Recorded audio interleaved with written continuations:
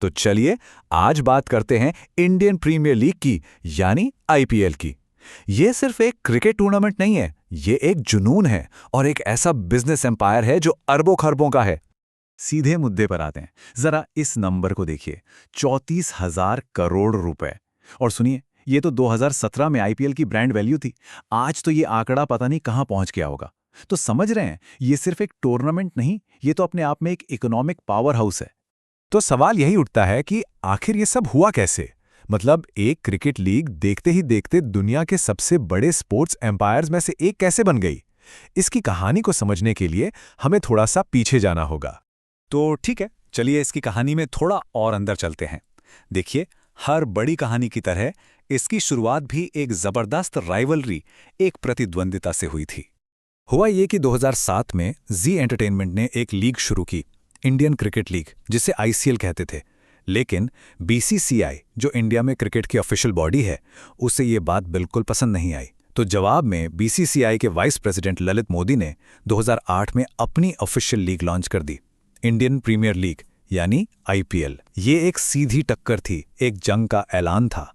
IPL का जो पहला सीजन था, 2008 वाला, वो किसी ब्लॉकबस्टर फिल्म की कहानी से कम नहीं था। सच में स्टेज तो सेट था, लेकिन जो नतीजा आया वो किसी ने भी नहीं सोचा था।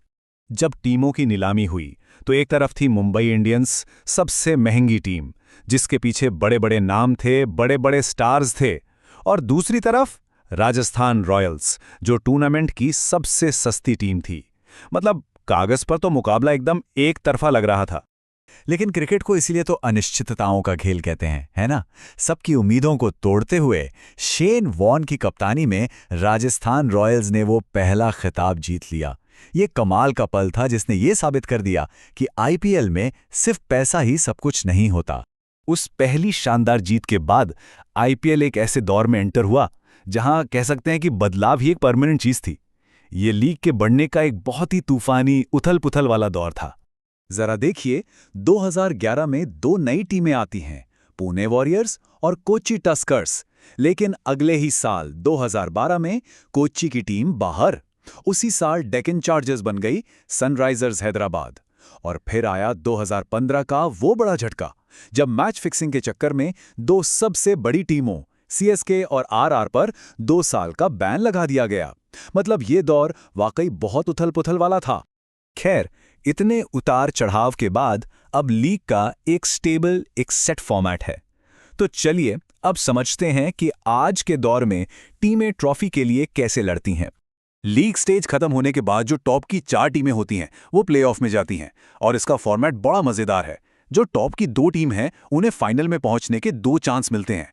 लेकिन जो तीसरे और चौथे नंबर की टीमें हैं, उनके लिए हर मैच करो या मरो का होता है। एक भी मैच हारे और टूर्नामेंट से बाहर। इसी फॉर्मेट की वजह से टूर्नामेंट आखिर तक इतना रोमांचक बना रहता है। और अब बात करते हैं उस चीज की जो इस लीग की चमक दमक का सबसे बड़ा कारण है, पैसा। ट्रॉफी जीतने का मतलब सिर्फ इज्जत नहीं है, बल्कि एक बहुत बड़ी इनामी राशि भी है। तो टोटल 40 करोड़ रुपए की प्राइस मनी होती है।